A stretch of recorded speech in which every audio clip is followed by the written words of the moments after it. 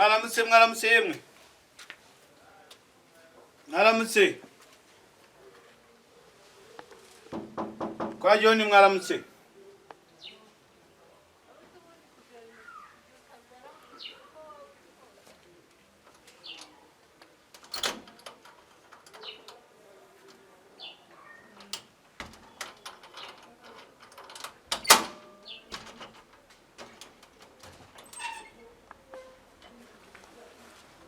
Mwaramutse kwa John. Mwaramutse? Yego.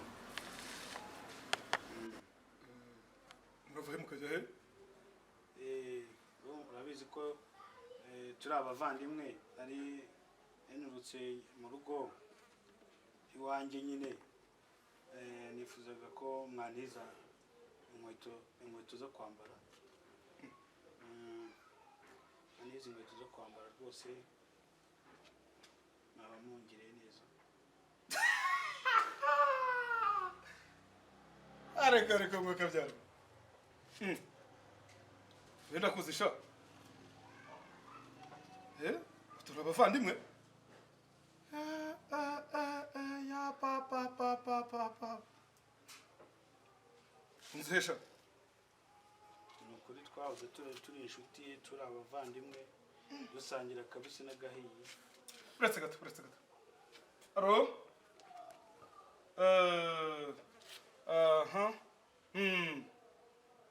Ndakumva. Uretse gato hano ndabona sinzi ibintu birimo biza kuntesha umutwe byukiye ku muryango wanjye. Buntegereje gato. Turasubira. Okay. Ariya sha ngo rero muravuga ngo iki? Narende kubasaba ngo munize ku nkweto. Ivugwa gasari. Ejo nukuri mfite uruzinduko nzajyamo. Mwamunkoreye. Okay.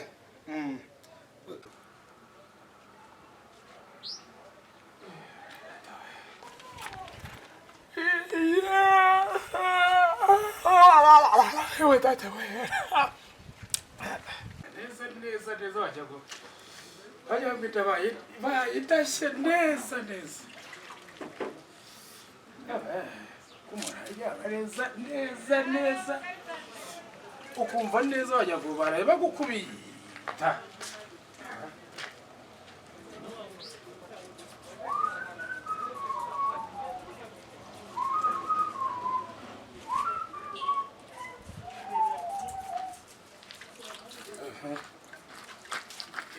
Angela Karen.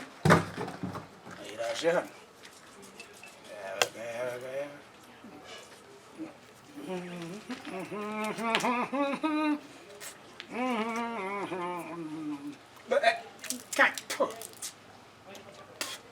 Naniruza karaso nta kakorogati ntaki.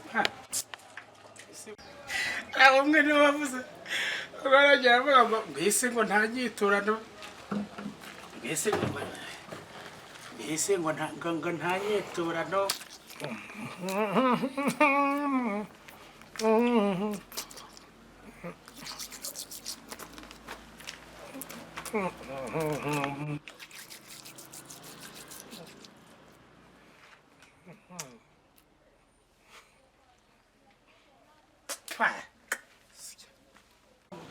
Mbese ngo ni ingoma hari umwanzi umwe aririmbye ngo isi ni ingome ngo mukirararira n'umukene akarira ngo wubatse arira ngo wubatse arira ngo nutubatse akarira. Bana bose barira sibye Imana yadutabara. Yesu waho ndi wabarokore utabara abantu. Ya no kugira ukana burazamweta.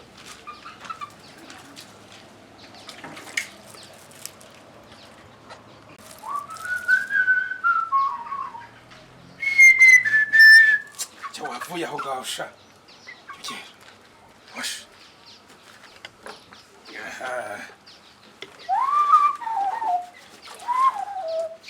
Icyo bita chongo. ngo ni ya yindi yajya ngo nintegereje umukiza ya yindi hari izo nagiye mbona zimeze gutya zireba hejuru bariya barazitaga ngo niba ari nintegereje umukiza ngo niba ari biki sinzi ariko ubundi ndabitekereza ngo bimarire iki sikigariwe nta n'umwe yewe n'ubu bw'isi nta nyiturano ariko mpaka ni twebwe nayo yega we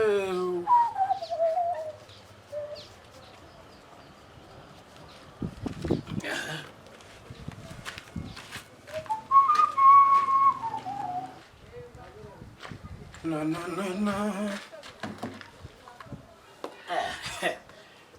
nazihanaguye yewe kumva agiye no mu misa cyangwa mu bukwe ntibanyimaho kwicara kantinge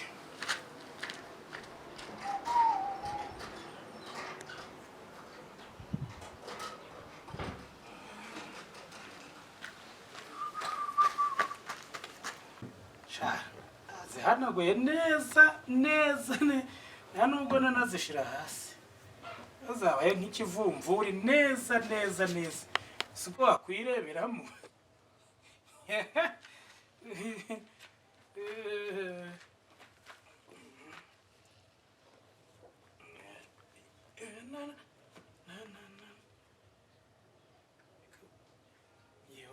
noneho mama aranyica nako muri korari baranyica nakerereye bene aka kageni harya sha icyo ukeneye ni inkweto gusa cyangwa hari n'ibindi wumva wifuza? ni ukuri nta kindi vumvura vuba ariko ubundi ugende. urabyumva bosi narinje kubatira inkweto mfite uruzinduko nzajyamo ejo. inkweto zo gukora iki? ni izo kuzambara kubera mfite igiterane gishyushye nzajyamo. wanyereka gatoya nk'akagero gato ku buryo muba mubigira ku buryo nizera ko inkweto zanjye utazazangiza. aho yagiye cyangwa aho yagiye ya baba reka wintomorere tu umva kado wampereza za nkweto za zindi zimwe z'icongo. gira vuba ndimo ndihuta izi stress ntabwo nazikira. nyaruka alo nukuri mbaye mbashimye. Bretse alo muranyihanganira gatoya nari nahuye na stress ariko ndaje ngira ngo murabizi ko abantu babatindi ariko sha hanyuma uhereye nona yego ntuzongere kunyita umuvandimwe wawe.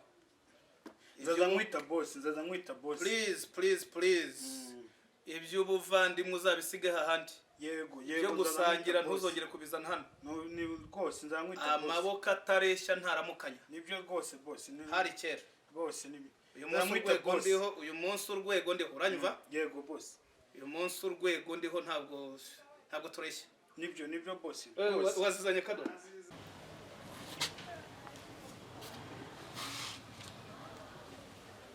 umva sha. yego boss inkweto zanjye ngizi uzazigarure boss udatinze kandi. murakoze cyane. hari ikindi kibazo wari ufite? ntacyo gusa nubona nzigaruye zimeze gutya ntuzajya ngo ninjye wabikoze. umva rero sha mbese inkweto zanjye. oya murakoze ahubwo murakoze. ngiye kubara 2 3 nuzuze 3 ntakikubonana.